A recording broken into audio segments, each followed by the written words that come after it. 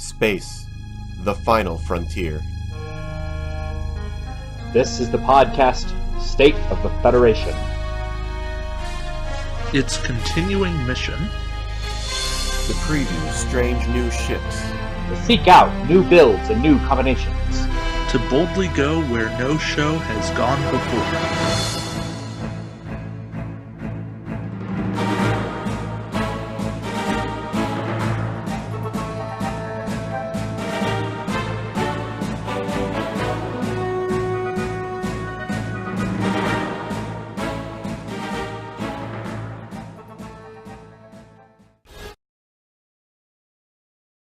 Good evening, ladies and gentlemen of the Federation, and welcome to State of the Federation, your one-stop place for all things Star Trek Attack Wing. We've got a great show for you guys today. We are back with more Attack Wing strategy. Last week, you might have guys have seen us for our regular game show, but we are back for all the good strategy needs, and we have our local hosts, of course. Well, usual hosts. You're not really local, are you guys? We have... I'm local to myself. That works. Local to somebody, in theory. We've got David and Tucker. How are you guys doing today? I'm okay. A little bit of a sore shoulder, but aside from that, nothing too much to complain about. Cool. Tucker? We are the Borg. Borg are all sick. We've uploaded a virus to Tucker the Borg. Achoo. It could also be, I don't know. I think I've been messing with my diet lately, and I think maybe that's part of the problem. Too many, too much human food, not enough regenerative juices.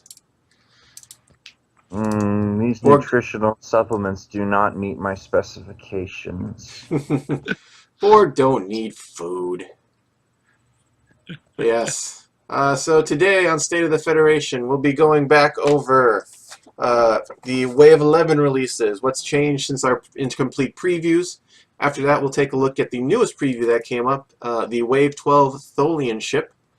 And after that, we're listening for you guys. We are going to be having a top 5 to close out the show, and tonight's top 5 is going to be best captains. Sounds like fun. We love captains, the ones in charge of the ship, the ones who are responsible for everything if it goes wrong, and the ones who are praised as heroes if everything goes right. The ones that go down with the ship, unless you have a sideboard. I don't know. Haven't we? I'm sure we've had a couple of episodes where the captains didn't quite go down when the ship did. We've had a couple of movies where the captain didn't go down with the ship. Yeah, I think a lot of captains have gone to, it's funny. True story. I went back and watched all of Voyager not too long ago. I liked it a lot better on the second watch through, and Ransom was actually kind of a cool guy. I wish his card was better. Ransom was the not jerk on that ship, right? They were all kind of jerks, but he was the guy who went down with the ship. Like, he wasn't the guy that still tried to murder everything and got eaten by an alien. No, I think that was Maxwell Burke. There we go. Who also terrible, but more deservedly so. Cisco has gone through so many ships it's not even funny. At least 2 copies of the Defiant. Oh man. Okay, so you ready for this? In Star Trek Online, there's an event now where, for various reasons, Q is riding around in your ship. What? Just roll with it. And he makes jokes the entire way, including one of my favorite jokes. Star Trek Online players, cover your ears because you're sick of this one, I promise. Anytime you go through Cardassian space, he makes the following joke. Hey, Will. What? Will, what do you call a Cardassian on a sailing ship? I don't know. A seagull.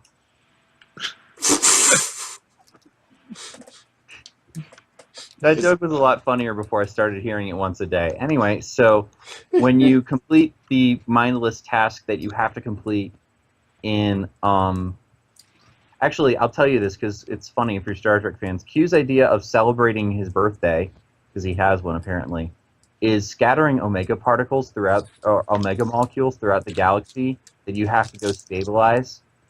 Because he thinks it's fun to see humans running around in a panic. Wow. And when you stabilize one in a space zone in Deep Space Nine as part of his quest, he says, he leaves the wormhole inhabitants alone. He doesn't bother them, and they don't. Well, never mind.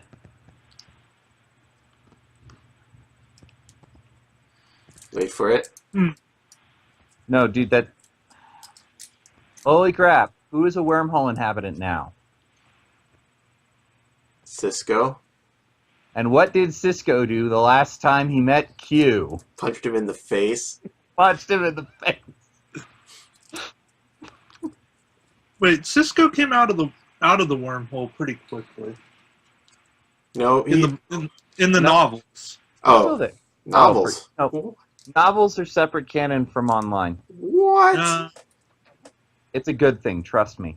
I didn't know about either of those, but we have had our fun with some of these captains, and we'll get into more of them, I'm sure, later in the show. But let's get on with the attack wing strategy, starting with Old Wave. Old Wave, it's only been out a month. Wave 11. So a couple things changed, or at least our knowledge changed of Wave 11 since it got released. Our knowledge was enhanced. It was indeed enhanced. So let's see. Changes that happened to the Romulan drone ship. Number one, the ship itself, it actually has a rear arc, which was not necessarily something I expected. And its maneuver dial is the craziest one I've seen. I don't actually have a picture of it. It's something like, the closest thing I can recall to it is it's something like a Federation fighter maneuver dial. But it's still got the 3 turns. It's got everything 1, everything 2, everything 3, and then a come about like 3. 2 and 3, I think. Yeah. I think it was. Yeah, and they're white comeabouts, right? Yeah. On the drone ship, it has 2 come abouts? Yeah, I'm pretty sure it has 2. Look, the point is, the major problem with this is, though, because it doesn't have a 4-4, like, it's slow. It's agile, but it's slow, and that's not really going to do it any favors. So, all in all, this is probably not that great. Yeah. Yeah. When I was doing my review of this on my big ship list on Board Game Geek, I was saying, I wish it could sensor echo for free. Like, that would have helped it. Not against Borg, but against everything else, it would have helped it. It would have been more accurate to the show. Like, if you watch the episode that Drone is in, it's like barrel rolling like a madman. Yeah. Darn Space Dock not having it up. But as far as that, from what I remember of the maneuver dial, it is the only ship that has both 1 and 3 turns. Yeah. No other ship in the game. It's crazy. So it can maneuver like fighters, or it can maneuver like the larger capital ships.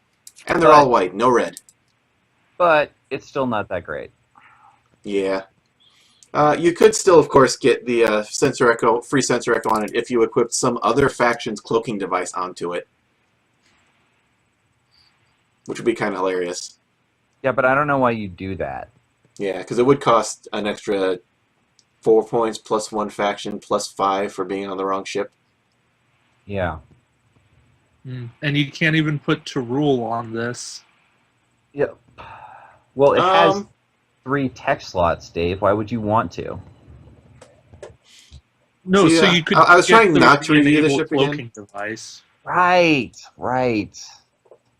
Remember, she has many uses. Yeah, I forget she's not awful sometimes. Yeah, she's not just a tech slot. Let's see. By the way, on the topic of Romulan drone, ruling came down today on Garub. He's terrible. Yep, that was our next stop. Good old Garib. Oh God, you can't fleet captain him. The card underneath counts for faction penalty and uniqueness, so he sucks. Yeah, so even though it says nothing about, a faction penalty on the card beneath him, because it doesn't say it copies the captain skills faction, it just copies the cost. But even if you put Picard on there, apparently he becomes a 7 cost before you reduce it by 3. So, Hey, wait, guys, I found a use for Aladar Jarok. 7 skill, 1 talent, 5 cost? No, 4 cost. 4 costs. Yeah, but I mean, in that case, no one else wants him. You should be. Nobody else wants him. Garib might actually take him. You should be Romulan. You should be Romulan commander instead. Yeah, for another point in a talent slot. I mean, that's if you want the extra talent. I forgot he's 5. Yeah, he's a 5-pointer. Yeah. Okay, yeah. Aladar Jarok is slightly useful now. 1 point, 7 skill, 1 talent. And you would never run him in the rest of your fleet, so... Yeah. This is better than trying to throw something under it like... Well, I don't think you would really be running Shinzon in the rest of your fleet either, but hey. Yeah, maybe. He's 9 skill. I mean... He's 9 skill, and I actually do like his ability. Like, it really makes me want to look at some of the more situational Romulan talents, but... Sorry, was there a ruling made whether or not you can take an admiral on this? No, I don't know that it was. If you can't take an admiral, he's just completely terrible. So you could potentially get Garib up to 10. It'd be kind of hilarious because it can only be assigned Garib or Romulan drone pilot as captain. So if you do have an admiral on it, as soon as if Garib got disabled somehow, even though he's not going to since he doesn't count as a captain, your admiral would be instantly discarded because he cannot turn into a captain. These are weird things. Okay, I'm way too tired for that, but I believe you. Prototype 01, 'tis a silly ship. Let's not go here. Yep, can't even... Right. I was hoping that we could even get a crew slot on it from the flagship, but nope, Brahmin flagship doesn't have that. So, poor Prototype 1, you've barely been released, and you got nerfed just almost as badly as the Scimitar did. Well, the independent flagships have it. Yeah. At least... So you can get a crew slot on it with the independent flagships. At least Valdor is still playable. That's probably the most playable card in this pack. Yeah. The only problem... I think the hull reinforced hull plating is not too bad either. Yeah, that's the other good one. The only problem is with Valdor is that I still really like Valdor 5, especially since it always works against Borg now. Yeah. Gotcha. Well, so Prototype 01, any changes from what we recommended before? I don't think it actually does. I said then, and I'll say it now, buy this pack for the captain, and I don't mean Garib. Yeah. It's a cool-looking model, though. Yeah, it is. Oh, also, I have soured on it as a mine layer. Will has done some fairly convincing argumentation as to why you're better off just using a Praetus. Oh, gotcha. I was thinking, wait, which mine layer? The one where you use this, or the one where you use the copy a weapon to take antimatter mines? Oh, God. Yeah, but, well, you can't. Because they ruled on that today, too. Faction penalties apply for cost. Oh, yeah. So that'd be 6 points, and you can only take a 5-point thing, can't you? Right. Guess what else? They also ruled if the weapon underneath requires you to be target locked, you have to be target locked. I expected that. Yeah, I know, but it's just terrible. It means the card is just abysmally bad. Mm-hmm.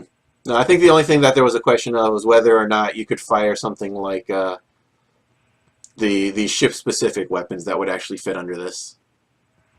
You can't. Yeah, and that was the bad thing. Fixed stat. I don't remember what specific ones they were that were under 5, but it was probably something like Vidian or that no one uses. The thermal charges of some sort. I don't remember what they are anymore. Oh, magnetometric guided charges might have been a thing. Yeah. This is one of those packs that if you're on a budget, you can skip. This is one of those packs that if you're not on a budget, you can skip. Yeah. But it looks pretty. Yeah. You can tell when they started making new molds because they don't have these in their other product lines. Yeah. Yeah. The new molds are just gorgeous. It's like they've learned something about how to make miniatures while they've been having a business about miniatures. You wouldn't know it from HeroClix, though. All right. Next up, we have the Hirogen Hunter. This ship, when it came out, let's see. It does not have a rear arc. Was something we didn't know. Its maneuver dial is basic Klingon, right? Yeah. Basically. Not the good Klingon, like the Katinga Klingon. So it has the red 3 turns and not the 2 green banks? Yeah, I think so. Mm-hmm.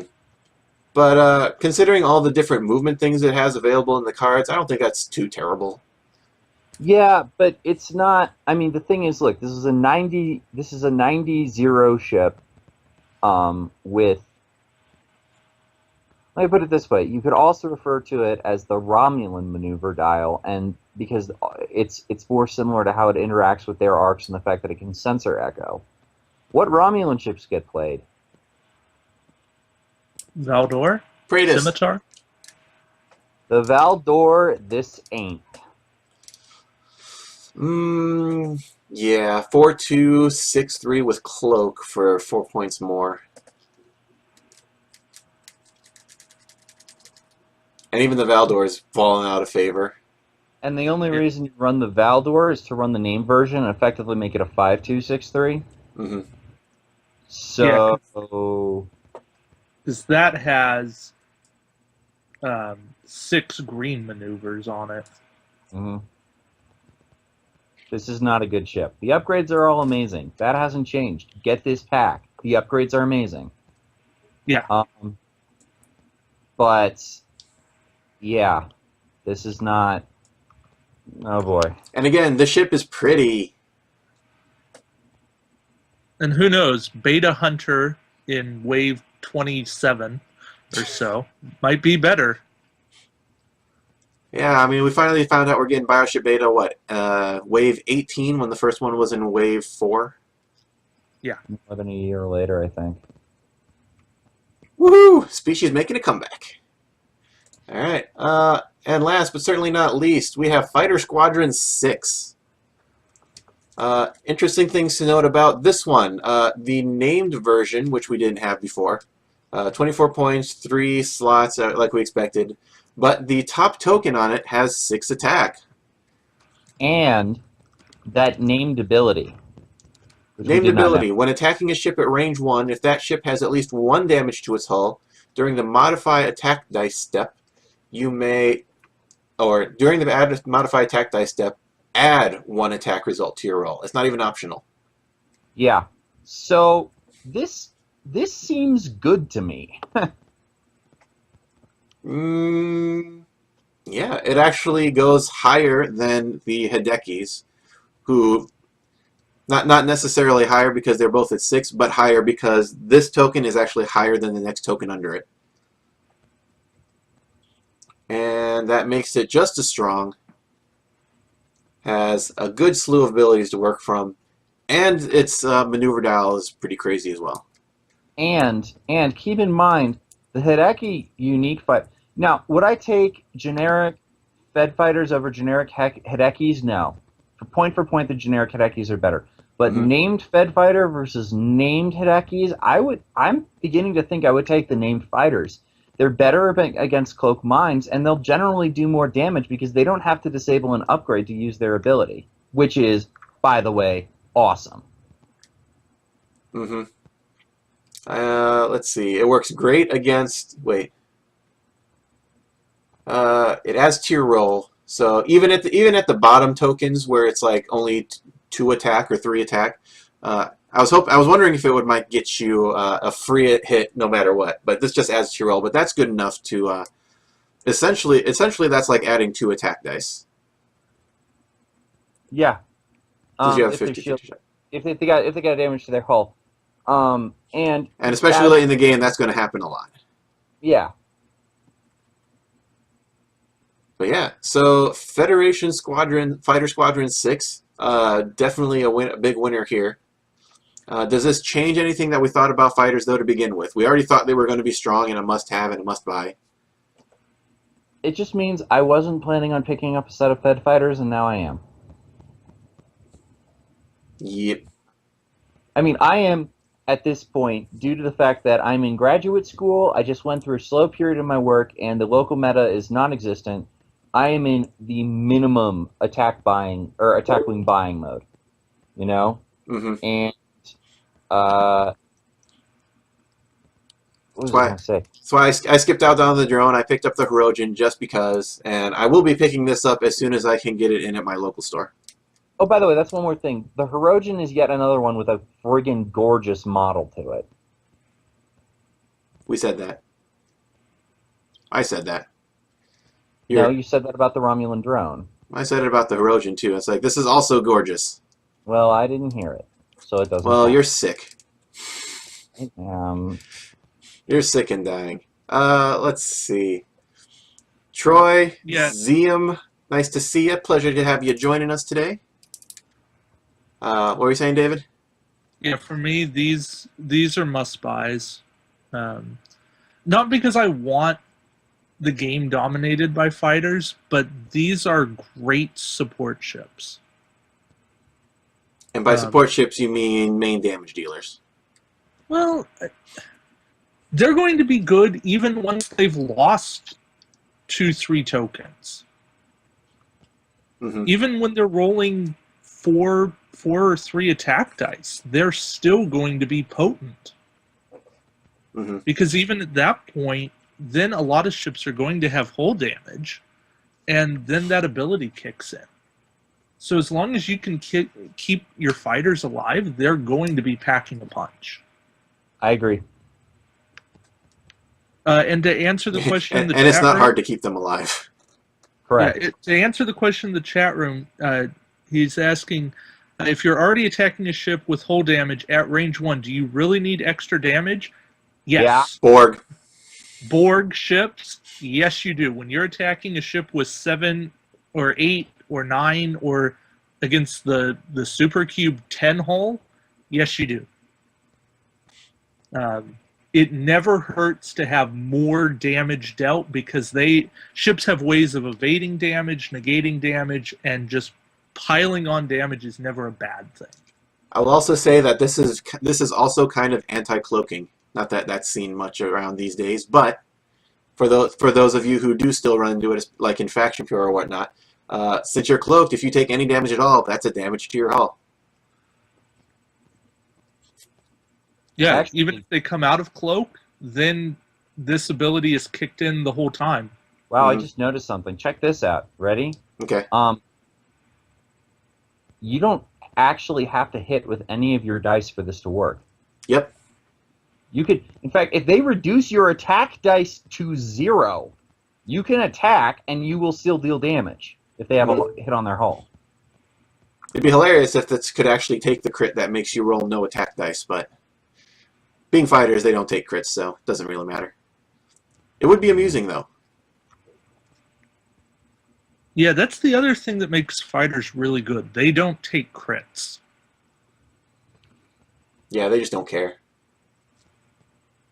Now, the one strange thing about how this would work is it is easy to get. Well, one of my favorite tactics from the old days was to beam tribbles onto the Hideki fighters. It's not quite as easy to do that to Fighter Squadron 6, but if you lower the shield on their top token, you can beam it over, and then when that token dies, they still have tribbles. Yeah. We are very thematic here. Yeah. So you're saying that unlike the Cardassians, the Fed fighters have trouble with tribbles. I hate you. Yeah. You're a We're terrible, terrible person. Today. I don't know why. It's cool. And if you can put them on another fighter squadron, would that be more troubles with tribbles? Dun, dun, dun. I'm not really sure where you were going with that, David. That's the DS9 episode. No, No, that's isn't the it? animated series episode. Dang it. The DS9 was Trials and Tribulations. I was going to do a pun off that until you said it. So, for all you listeners, I'll tell you guys the joke I told Will earlier. Oh no. Cover And, your ears. Cover your ears. If you're doing the anniversary event for Star Trek Online, you should probably cover your ears because you've heard this enough times. But guys, what do you call a Cardassian in a sailing ship? A seagull. I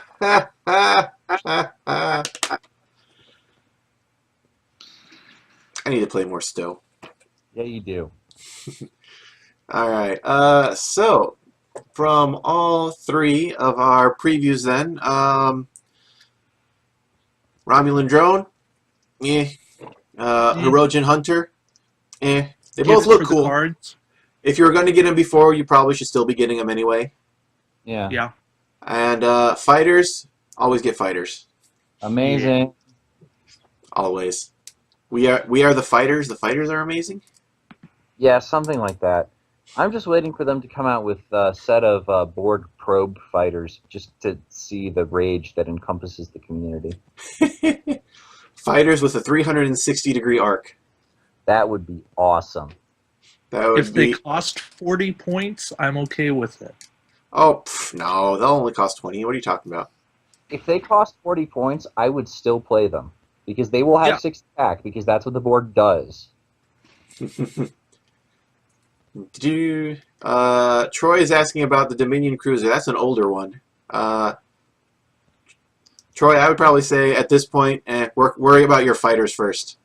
Yeah. Fighters and Borg are where it's at right now. I mean, The Dominion Cruiser's the one that came with Admiral Ducat. Mm-hmm. Yeah. Which is kind of meh.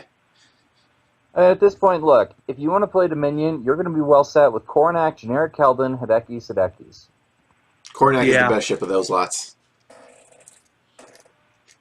Yeah, really, the best things you can do for the Dominion are those. Maybe even the big battleship, the 4th Division battleship, if you wanted to go a big Dominion ship, but the battle cruiser itself wasn't the best. No, the battle cruiser is still better than the battleship. The battleship is like a pig, and that's a problem.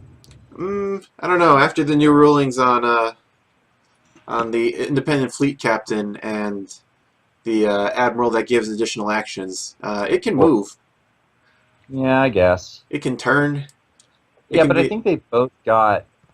I'm not sure it's worth it. Whatever. Yeah. Why are we talking about this? It was a question in the chat. Yeah. We like helping them out. All right, so that was our review of Wave 11. On to the future with Wave 12, or actually this is a blast from even further back in the past.